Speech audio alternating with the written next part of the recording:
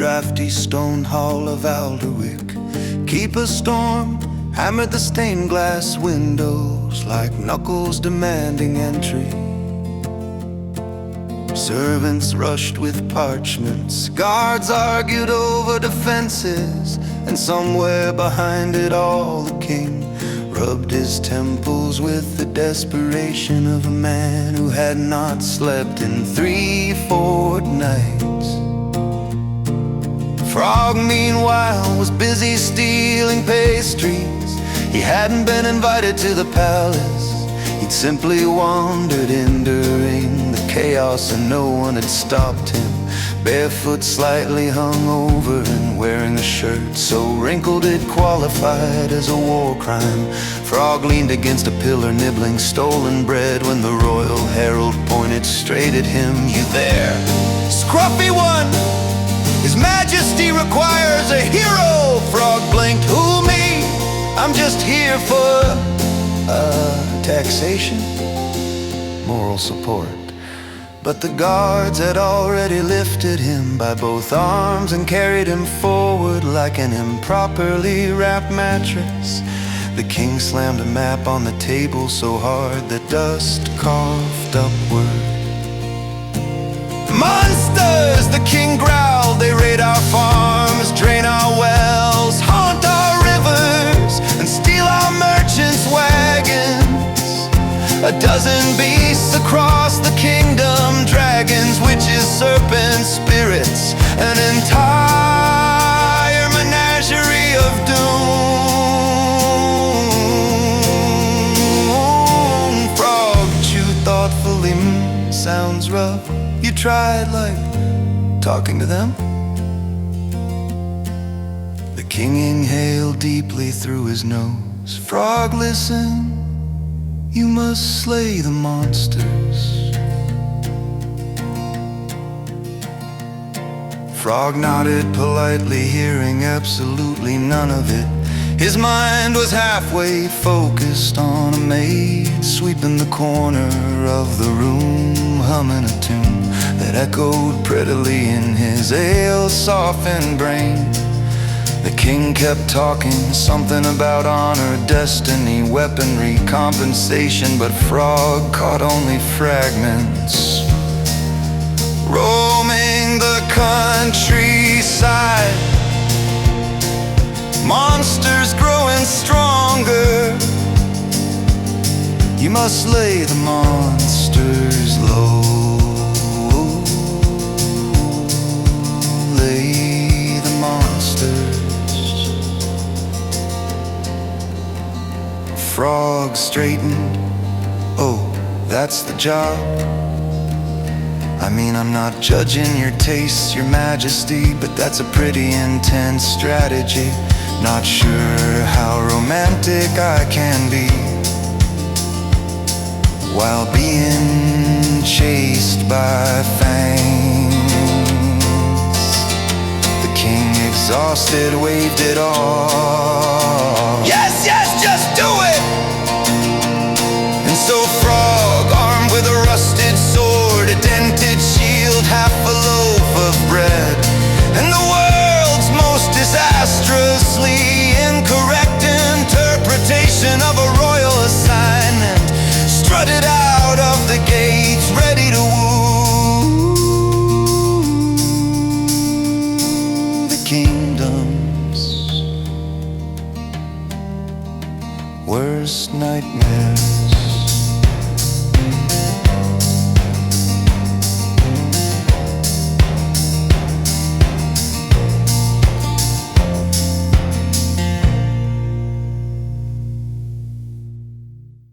The Gloomfin marsh lay thick with mist, and the smell of plants that definitely weren't FDA approved.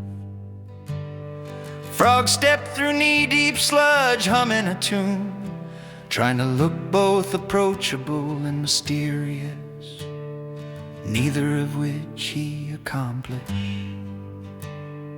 Rumors said a marsh witch dwelled here, a swamp sorceress made of curses, reeds, and questionable relationship history. Frog had chosen her as his first target, because witches have personalities and good conversation starters. He rehearsed lines as he slogged it. Hi! You look magical today. No, too cheesy. Hello, I like your bob. No, no, no. Would you like to go on a date? I brought bread. Better, but still tragic. Lightning forked above the stagnant water. Frog stepped onto a half-sunken log and froze. She rose from the swamp like a nightmare blooming from ink. Long hair of dripping moss, eyes glowing sickly green, skin swirling with sigils that pulsed like heartbeat tattoos. Her voice echoed from everywhere and nowhere. Who trespasses in my mire? Frog grinned nervously. Hi, I'm Frog. Nice marsh you have here, very wet. Her eyes narrowed. Men come seeking power or vengeance, but you smell like pastry crumbs and confusion. You laugh too loudly. Yeah, that's me. So I was wondering if maybe you and I could, you know, connect. The marsh witch stared. You wish to court me. She stepped closer, water bubbling beneath each foot. Do you understand the cost of touching cursed flesh? My lovers lose their minds, their souls, their rib cages. Frog raised a hand, totally get that consent is complex. Boundaries are important. She shrieked, a sound that cracked branches overhead. You dare flirt with doom it sent. Vines erupted from the mud, coiling around his legs like angry seatbelts. Frog yelped and swung blindly at them with his sword, accidentally slicing through a glowing totem stone perched behind him. The marsh witch gasped as the totem cracked. Its magic backlash darkened into her body like lightning made of screaming spirits. She staggered, clawing at the air. No, fool, you broke my anchor. Frog, still tangled in vines, fell backward in the muck as she exploded into a burst of green flame, dissolving into swamp gas and drifting away like a curse exhaled. He lay there, soaked, muddy, traumatized, and very much single. That, he muttered, did not go well.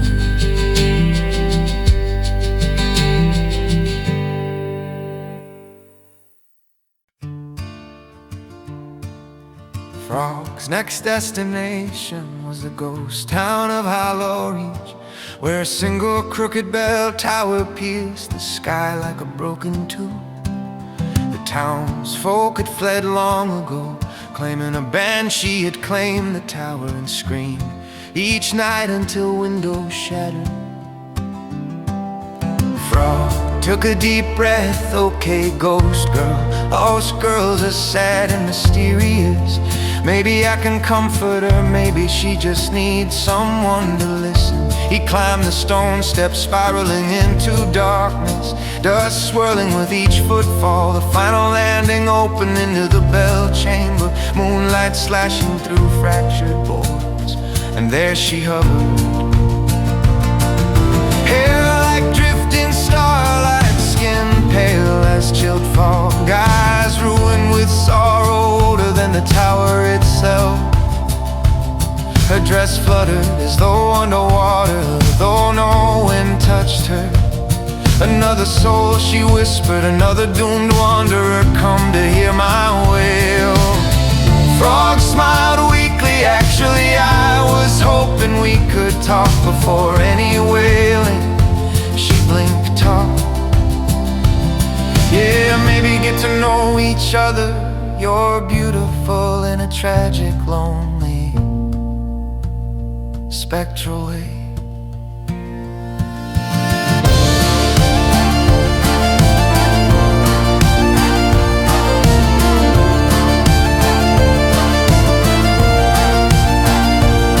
The banshee floated closer. You caught a grieving spirit. I mean, I'm flexible, I like long walks, deep conversations, not dying. Her expression twisted. You mock my suffering. No, I'm just socially awful. Her body ignited with cold fire. The room vibrated. The great bell shuddered with pressure as she inhaled, preparing a wail that would liquefy organs. Frog panicked, he raised his shield to block the sound, but the force of her scream shattered the rusted metal instantly. The bell above him, loosened by vibration, groaned and snapped free.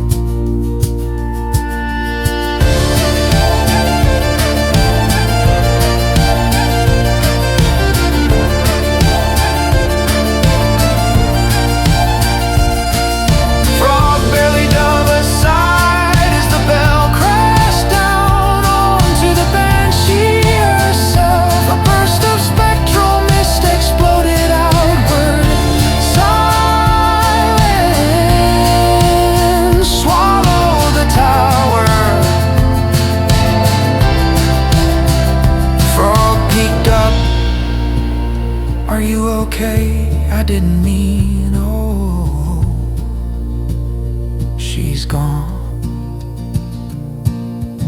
He brushed dust from his hair, groaning. Why does this keep happening?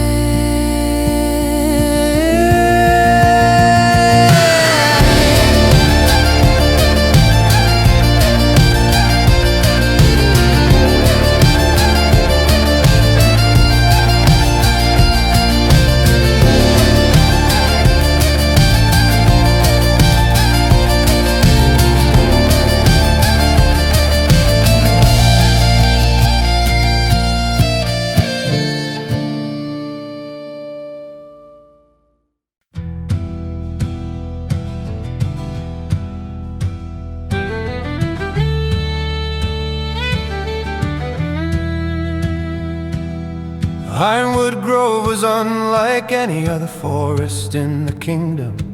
Its trees gleamed faintly under sunlight, bark shot through with metallic veins, as though nature and smithcraft had decided to collaborate in a drunken experiment.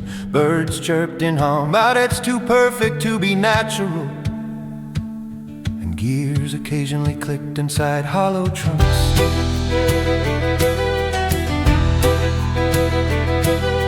Frog shuddered, trees shouldn't tick. Rumors claimed a dryad lived here. An ancient nature spirit fused to ruin war machines from centuries past. Locals called her the clockwork dryad, guardian of the grove and breaker of intruders. Frog tiptoed in the metallic underbrush, sword sheathed to look non-threatening. Okay, nature spirit, soft feelings, gentle approach, compliment her bark. No, that sounds like harassment. Compliment her roots, no worse. A soft hum drifted through the trees, then a figure stepped out. She was breathtaking, half woman, half living wood, grown around brass coils and silver joints. Her hair flowed like strands of copper wire threaded with leaves. Her eyes were warm amber overlaid with faintly glowing runic circuitry. She moved with the grace of wind and the precision of an autumn.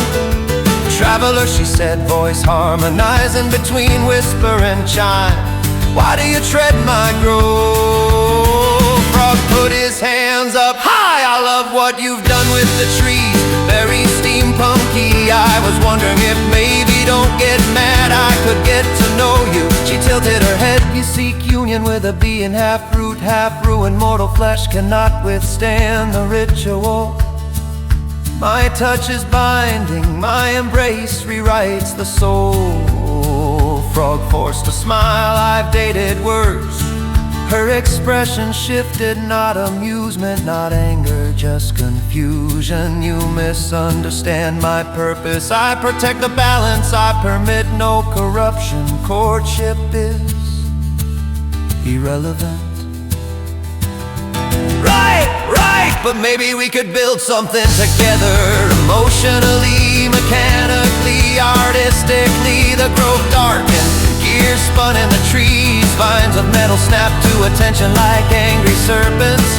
Her eyes flickered from warm gold to worn in red. You threaten the natural cadence, leave or be disassembled. Frog backed up. Okay, I get it. Boundaries matter, but a root of iron lashed out, wrapping around his ankle. Another caught his wrist, pulling him toward her with mechanical inevitability. She raised her hand, her fingers split into interlocking blades that sang like tuning forks. I return all intrusions to the earth, she intoned. Frog panicked, yanking at the vines. His sword clattered uselessly on the ground until one metallic root struck a spark in stone, sending a shower of hot embers into a patch of dry leaves. The grove ignited, the clockwork dryad froze as flames crawled up her bark and brass limbs. She shrieked a sound like metal warping, trying to smother the fire, but her internal gears jammed, her motions lagging. No! The cycle must! An explosion of steam burst from her chest plate. She collapsed in a shower of leaves and smoke in coils. Frog rolled away, coughing. I swear I wasn't trying to do that. He beat out the embers on his boots, groaned and muttered, "That's 3 for 3 on romance attempts, ending in involuntary homicide. Perfect track record."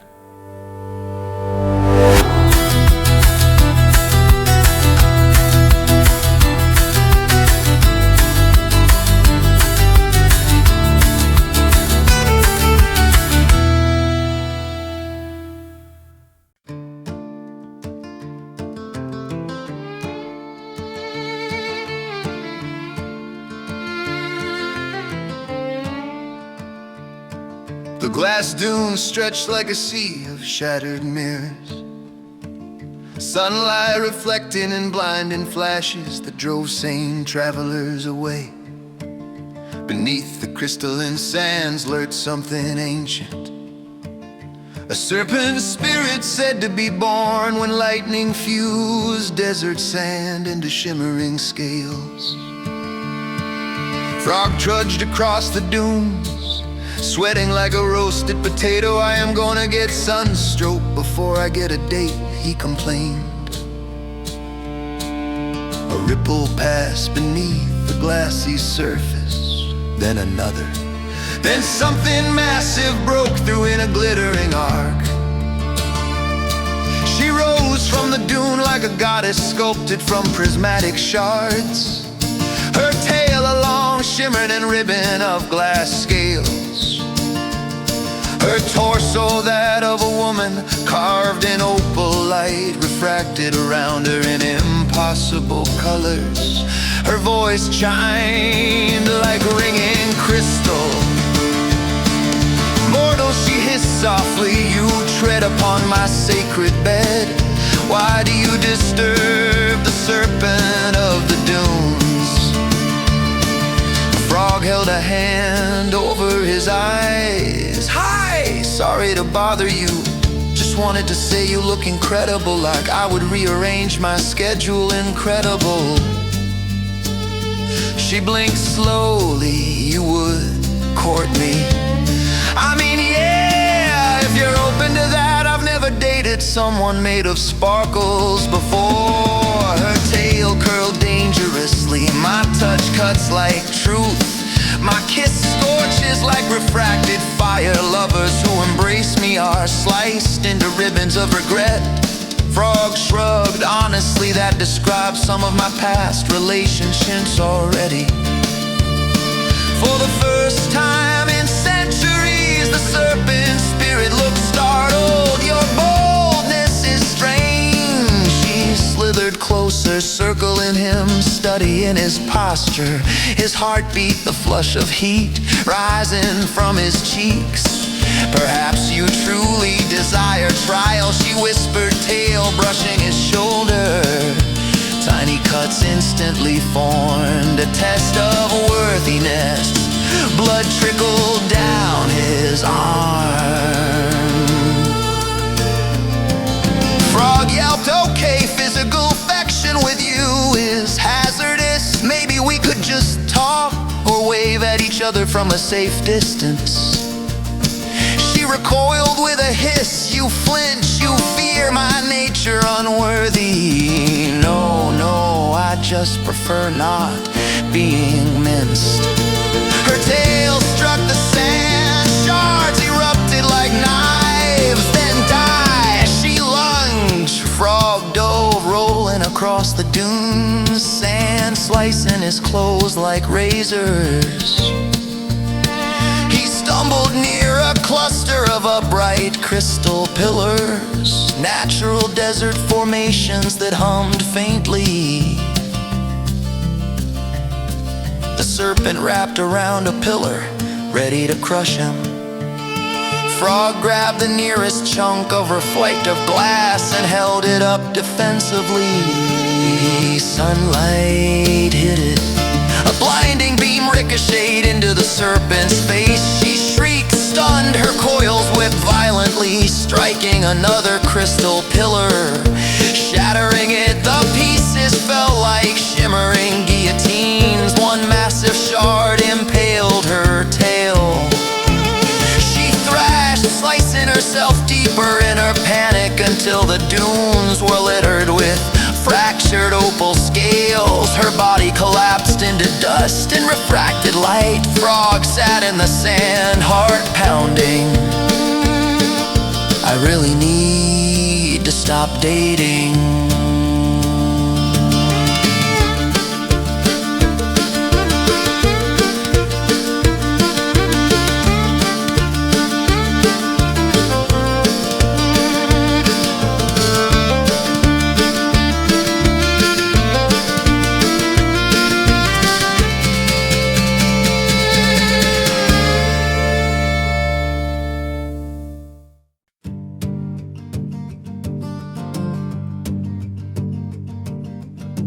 High above the clouds floated the sky hatch peaks, jagged stones rising so steeply they seemed carved for dragons alone.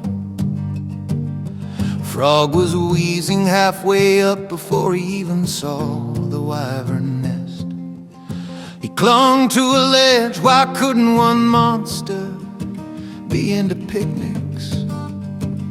A thunderous screech answered him. The wyvern swooped down, a creature part bird, part dragon, part nightmare. But as she landed, she twisted her form, shifting into a towering woman with taloned feet, feathered arms and windswept hair, the color of storm clouds. Her eyes were sharp and curious. You climbed far, little mortal, she crooned. Most who visit me are carried here screaming. Oh, I considered screaming, Frog admitted, but then I got winded. She paced around him, why do you trespass upon the roost of the sky hatch wyvern?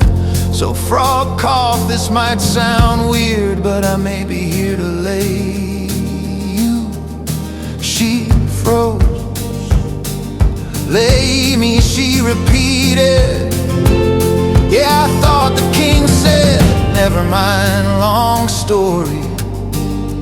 Then she laughed, a booming electric sound, bold, foolish, but bold. Many suitors have sought my embrace, none survived the wind trial. But what now? She spread her arms, a hurricane roared from her wings. Frog was launched backward off the cliff. He screamed, he flailed, he regretted everything. Instinctively he jabbed his sword into a jutting rock, stopping his fall but dangling over 1,000-foot drop. The wyvern dove after him, talons outstretched, wind spiraling around her like a living spear. Frog tried to climb up, but the ledge cracked under her pressure. He made a desperate swing, his blade hitting a loose chunk of stone above her. The boulder dropped, it slammed into her mid-flight, sending her spinning into the cliffside. She tumbled, transformed involuntarily back into full wyvern form, wings tangled, unable to correct herself. She plummeted past him in a spiral of feathers and fading roars. Frog hauled himself onto the ledge, gasping. I didn't even try to flirt that time. I didn't even try to flirt that time. I didn't even try to flirt that time.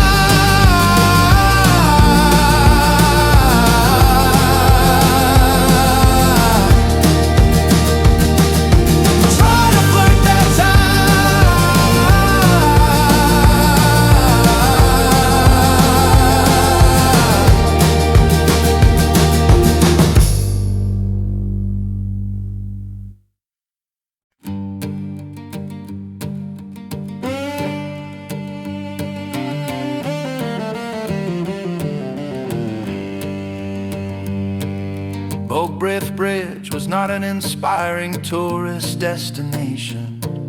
The water beneath it bubbled with suspicious odors. The wooden planks sagged like wet bread, and the surrounding fog rolled in thick enough to taste. Frog tested a plank with his boot. It groaned like an old man in a rocking chair. Okay, perfect spot for romance, he muttered bitterly. He had heard tales, 2 troll sisters guarded the bridge, massive warty tusked and very noose. He asked about collecting tolls. What the tales didn't mention was that the sisters were surprisingly symmetrical, like someone had sculpted a troll twice and copy-pasted her with only minor edits. A deep voice rumbled from beneath the bridge. Who walks the Beaucriet way? Another voice chimed in, nearly identical. Who stomps on our roof? Frog crouched as 2 huge green heads popped up, blinking in unison. The troll twins hauled themselves onto the planks, hulking, moss-coated, shirtless, each wearing necklaces made from old wagon wheels. The left twin leaned down. You pay toll. The right at it or you get rolled. Frog cleared his throat. Ladies, I know this sounds strange, but I'm here to, well, potentially court you. Both trolls stared. Left troll blinked court. Right troll blinked like marry.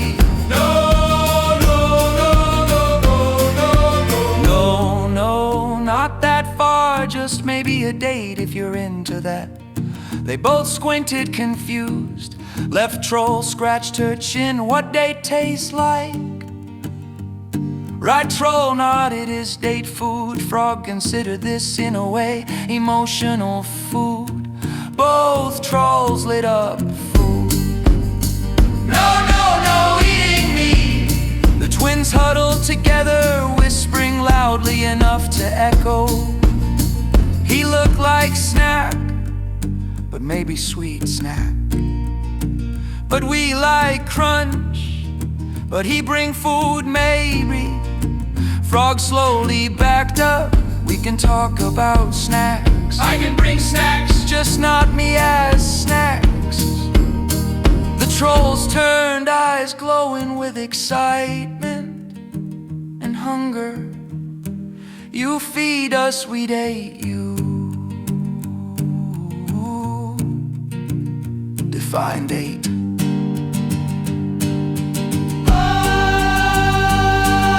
The twins lunged, Frog screamed and sprinted across the bridge.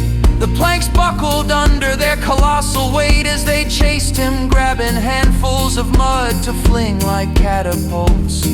One mud bowl hit him square in the back, sending him skidding face first toward a broken railing. Another troll stomp cracked a support beam beneath their feet. The entire bridge lurched for the far bank as the twins' combined weight snapped the bridge in half. Both trolls shrieked as they toppled into the bubbling mire beneath. There was a massive splash, then gurgling, then silence. Frog peeked over the edge, two troll hands briefly surfaced, waving angrily before sinking again. He sighed, I really need to stop trying.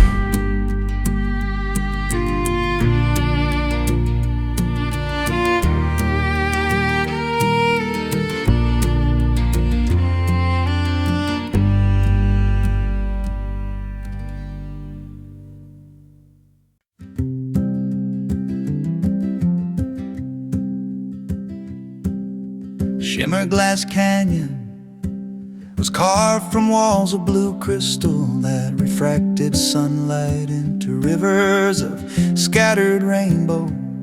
Frog had to shield his eyes every few steps just to avoid walking into boulders. At the heart of the canyon, where the air shimmered like heat over water, sat a sapphire blue amphora, ornate, ancient, humming softly. Frog approached, okay, Jin, magical, powerful, maybe lonely. I can work with that, assuming she doesn't vaporize me. He reached out, the amphora cracked with a thunderous boom. Blue fire spiraled upward, forming into a towering woman of gemstones, skin and star-streaked hair. Her eyes glowed with cosmic intensity. Mortal, she thundered, you have a wait near the sapphire DG and stage your wish. Frog blinked, I was kinda hoping we could hang out, talk, maybe date. The DJ paused, her expression somewhere between divine confusion and disappointment. You do not seek riches, immortality, dominion.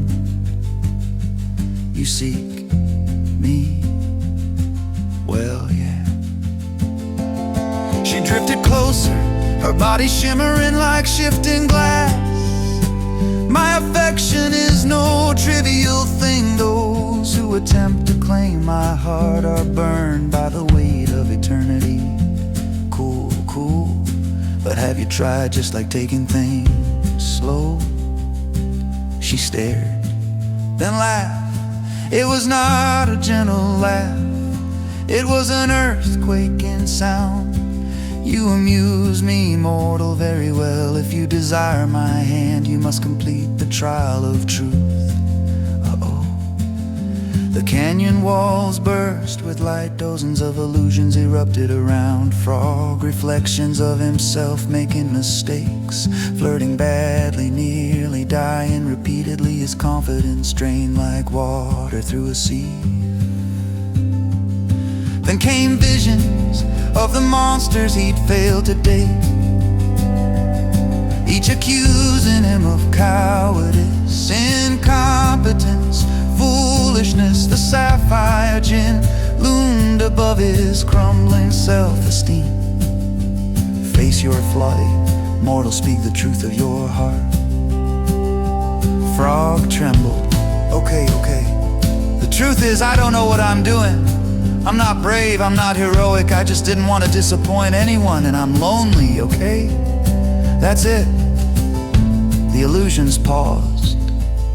The jinn's glow softened. A confession freely given. She murmured, but still insufficient. Her aura surged, ready to unleash another blast. But one of the canyon crystals, superheated by her energy, cracked a shockwave, bounced between the canyon walls, resonating like a giant tuning fork. The jinn recoiled, but the feedback loop intensified. Light overloaded her form. Mortal, you have destabilized. She shattered into a storm of sapphire sparks. The amphora collapsed into dust. Frog sat on the canyon floor, trembling. I did not mean to do that.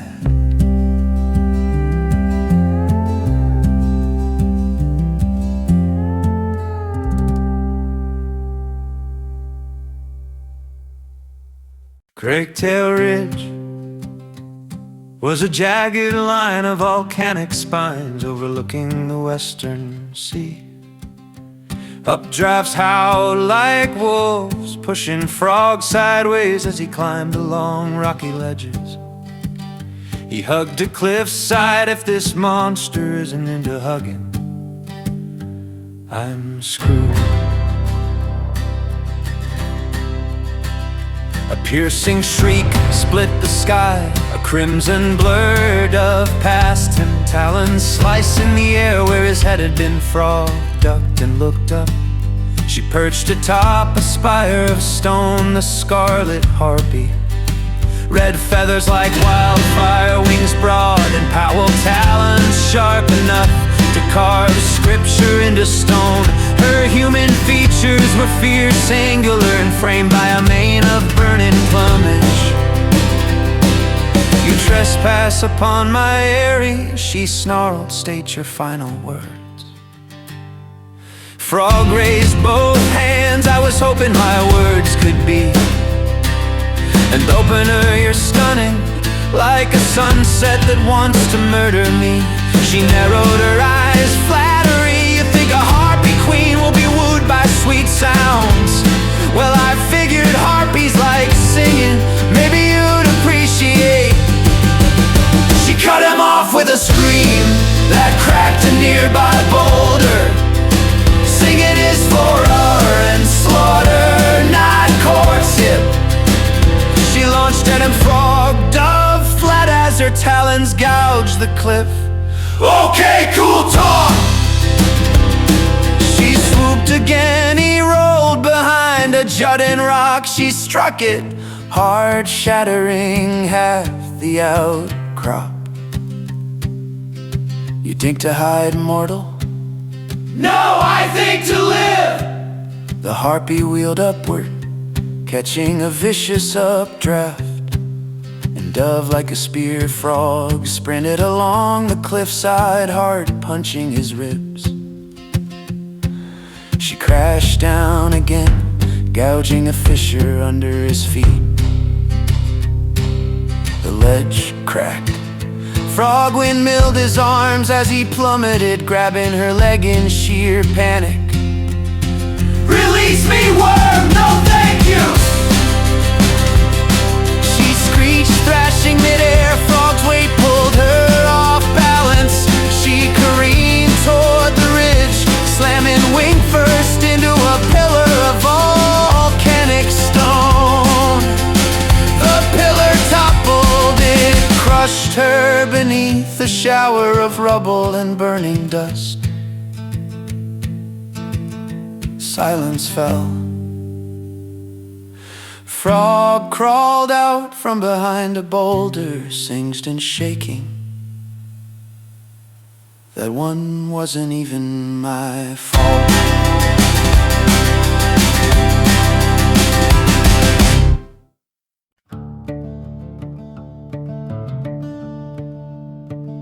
Black hollow crypt breathed like a sleeping beast. Every exhale from its cavernous mouth.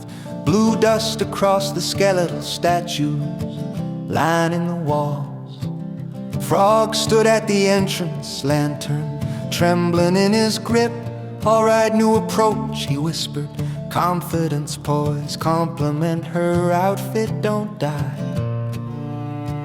He stepped inside. The staircase descending into the mountain was narrow, slick, and decorated with runes that pulsed faint purple in time with his heartbeat.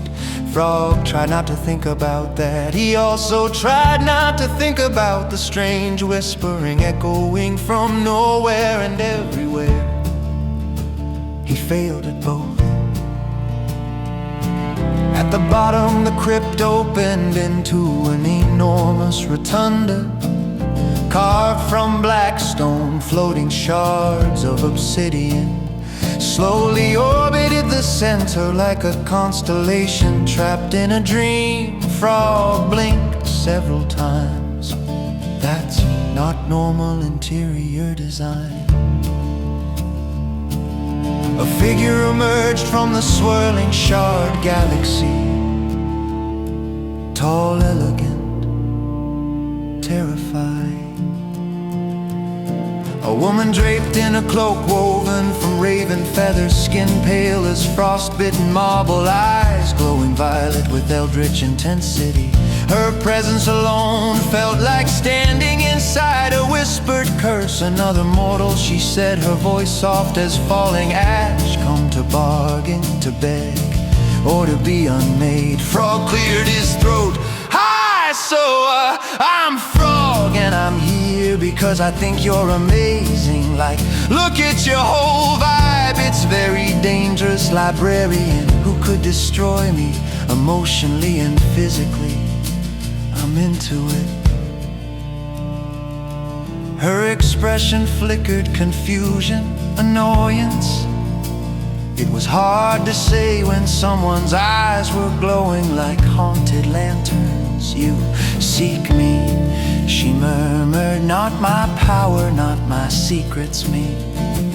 "Well, yeah, I figured, maybe we could talk, grab tea, recite dark poetry at each other, whatever you're into." The obsidian shards around her shifted, angling like daggers. "You would court a witch who commands the night below?" she asked. "Mortal hearts shatter under my gaze. My embrace is fatal." Frog swallowed. "So slow burn then. Take things steady." She stared at him for a long, tense moment. Then, very faintly, she smiled. Not a warm smile, a smile like a knife. "You are foolish," she whispered, "but charming in your oblivion." Frog brightened. "Thank you, that's the nicest thing anyone said today." The witch raised a hand, a single shard floated toward him. "Hold this." He reached out, trying to look suave. The shard instantly sliced his palm. Frog shrieked, "Ow, ow, ow!" "Okay, yep, very sharp personality." Blood dripped to the floor. The drop hit a rune, the rune flared. The entire chamber shook, the witch's eyes widened. "What have you? No, don't move!" The obsidian constellation convulsed, orbit collapsing into chaotic spirals. Shards blasted through the chamber, ricocheting with lethal precision. The witch raised both arms, chanting incantations to regain control. But Frog, panicking, grabbed his lantern and spun. Hot oil splattered across a tattered tapestry covered in spellwork sigils. It burst into flame. A cascading collapse of magic surged through the crypt. The witch screamed, struggling to contain the explosion of arcane energy as the shards spun into a vortex around her. Stop, you fool, the literal circle, too late. The vortex imploded, a shockwave blasted outward, extinguishing every lantern in the crypt. Frog hit the floor, ears ringing, lungs burning. When the dust cleared, the obsidian shards lay scattered like black snow. The witch was gone. Nothing remained but drifting feathers and fading violet sparkles. Frog coughed, wiping soot from his face. For the record, he said to no one that date was going great until it exploded. He staggered back up the stairs, whispering, okay, maybe the next monster will like me.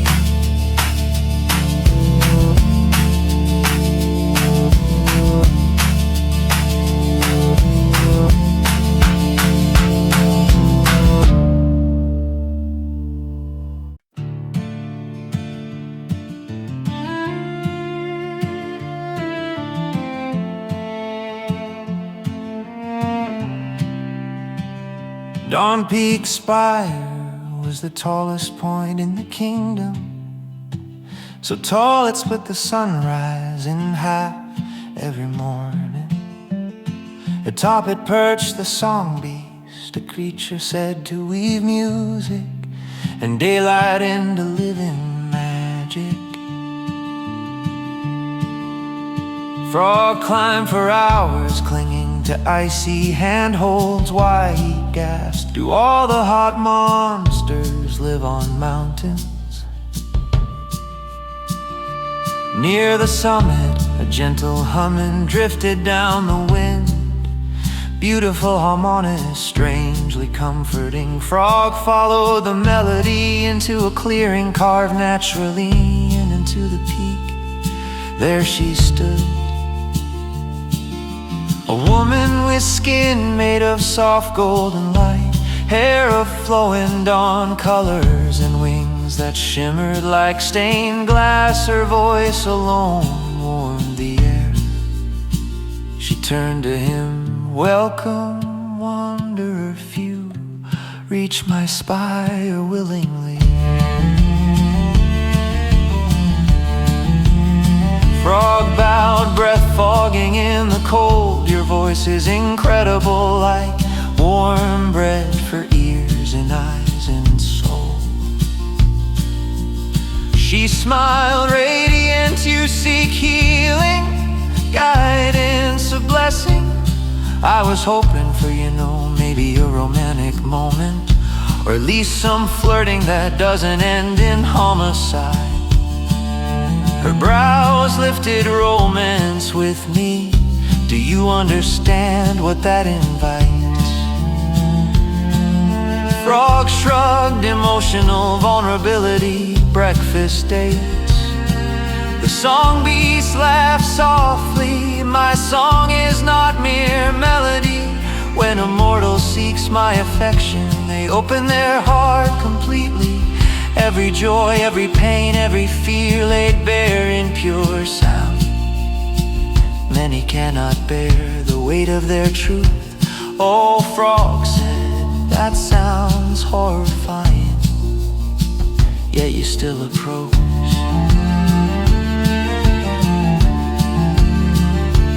Well, I'm lonely, and you seem nice.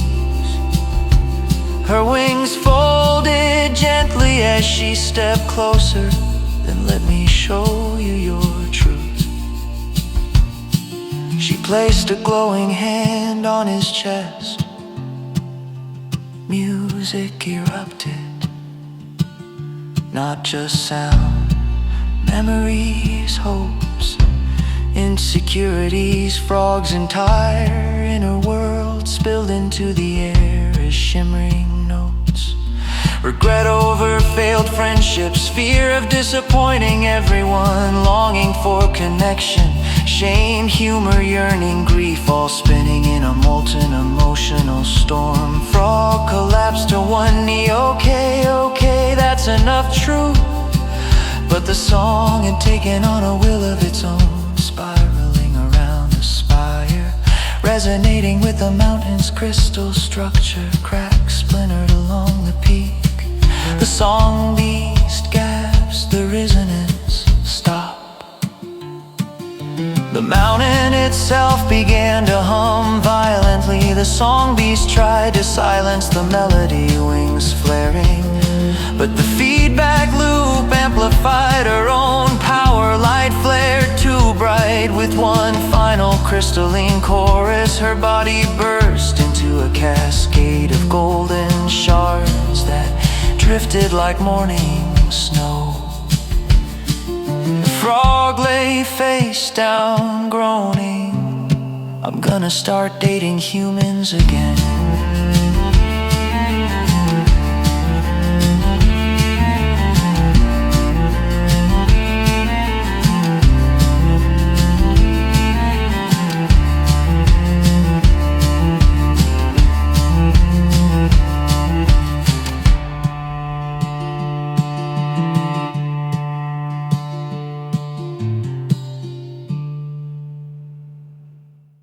Frog limped toward Alderwick Castle like a scarecrow that had been run through a blender. His armor hung in melted pieces, his boots squelched unpleasantly. His hair looked like it had been electrocuted by God twice. He dragged his sword behind him, too exhausted to lift it. Okay, he muttered, let's review. I flirted with a swamp witch, a banshee, a dryad, a serpent, a wyvern, a djinn, a harpy, 2 trolls, and a mountain of trauma.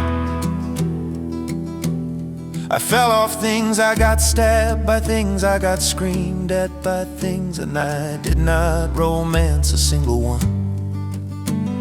He groaned. I am the worst quest haver in the history of quest. The castle gates opened, guards gasped, then whispered urgently, is that him? It has to be. No one else looks that destroyed. He's walking. How is he walking? They ushered Frog inside like he was carrying the cure for death itself. He winced, guys. I seriously did not complete the mission. Just let me accept my unemployment in peace. But they marched him straight to the throne room. The king stood, his face, normally creased with stress, seemed strangely bright, full, almost relieved. Frog, he said, voice booming through the hall, you return at last. Frog knelt, mostly because his legs gave out. My liege, he said weakly before you yelled. I failed hard, like comically. Every monster rejected me. Every attempt ended in screaming, explosions, and personal injury. I didn't lay a single monster, not one, I'm sorry. The king froze, lay, he echoed. Frog nodded miserably. Yes, I tried seduction, charm, emotional vulnerability. Turns out I'm terrible at all of that. I ruined every interaction and barely escaped alive. You should probably hire a real hero. Silence washed over the throne room like a stunned tidal wave. Then the king pinched the bridge of his nose, inhaled deeply, and whispered, Gods help me. Frog, he said slowly, what did you think I told you to do? Frog blinked. I thought the quest was to lay the monsters, like romantically, passionately, biblically. The king clutched his chest as if battling spiritual cardiac arrest. I said, slay the monsters. Frog stared blankly. The gears in his brain began to turn. loudly. Oh, he said finally. The king threw his arms wide. You misunderstand everything, and yet by some miracle of destiny or incompetence, you completed the true quest anyway. The guards cheered, the servants clapped, a bard fainted for dramatic effect. Frog gawked, wait, I succeeded. Yes, the king cried, the marsh witch, the banshee, the serpent, the wyvern, the djinn, even the harpy, all defeated monsters across the kingdom have fallen one by one as you wandered in your unique fashion. Frog processed this, so I wasn't failing at seducing them. I was accidentally succeeding at killing them, precisely.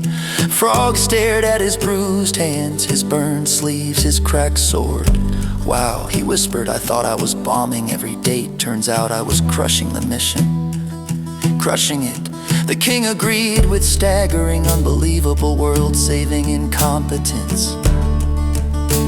A roar of celebration rose through the hall. The king placed a hand on Frog's shoulder. By my decree, Frog, the clumsy frog, the unintentional frog, the miraculously competent, you are a hero of Alderwick. Frog looked around dazed. Do heroes get health insurance? Because I need, like, all of it. The king laughed, name any reward, it is yours. Frog thought, then sighed. Honestly, sire, I could really use a long nap and a bath, and maybe a professional who specializes in emotional trauma and falling off cliffs. The king beamed, done. And so, the kingdom was saved, not by destiny, nor prophecy, nor skill, but by a frog who simply tried his best at the wrong quest, and somehow completed the right one.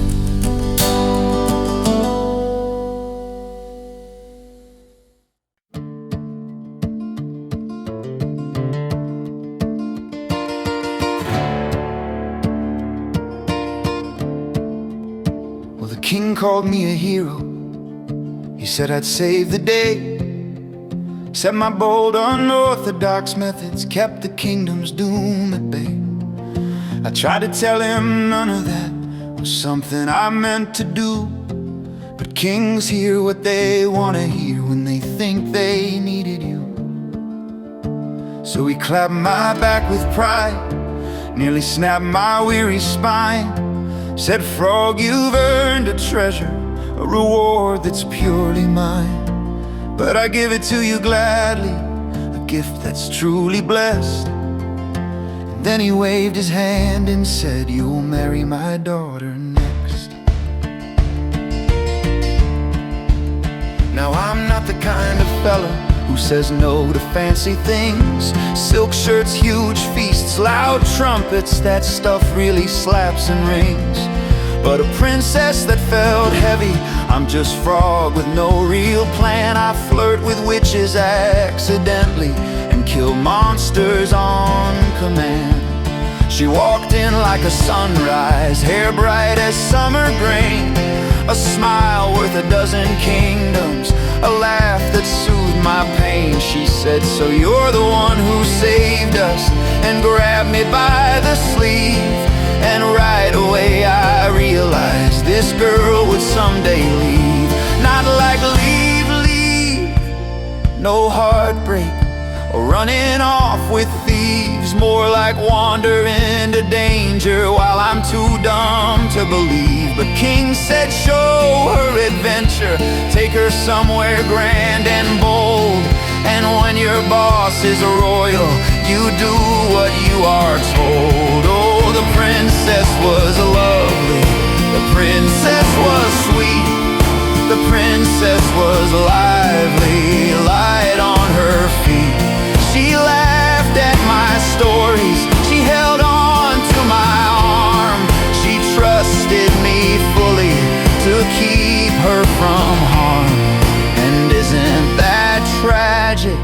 And isn't that strange how life rearranges right before things change? So we set off through the meadows, through the fields that once knew fear. I tried to be impressive, showed her where beasts disappear. She loved every silly detail. Here's where the banshee screamed at me. Here's where the serpent sliced my shirt. Here's where I almost kicked a tree. She said it was exciting, said I was brave and true. I said, well, that's debatable, but thanks, that means a lot from you. She danced along a fallen log beside a river's edge, and I said, princess, be careful, but her balance walked the ledge. Now folks love a happy ending, and trust me, so do I. But life is not an easy beast, and fate's not a gentle guy. The princess twirled, she giggled, her foot slipped on wet stone, and everything went silent except her startled little moan. I dove like I was flying, I grabbed her cloak in fear, but cloth tears under pressure, like truth inside the ear. She tumbled toward the water, hit the rocks before the foam, and when I reached her trembling form, she'd already left for home. Not the castle, not the kingdom, not this world at all, just gone. So now I wait here patient, with a rope above my head, telling you this lovely tale of the life I almost led. The king says I'm a murderer, the court says I'm a curse, but honestly I'm thinking it could have ended worse. I mean, considering my track record, this was almost romantic, almost heroic, almost fine. But I guess when kings give princesses to guys like me as gifts, they really shouldn't act surprised when gravity assists. Anyway, that's how Frog got promoted and instantly demoted. If they want last words, tell the king I tried, and tell the princess I'm sorry. Tell the princess I'm sorry. Tell the princess I'm sorry.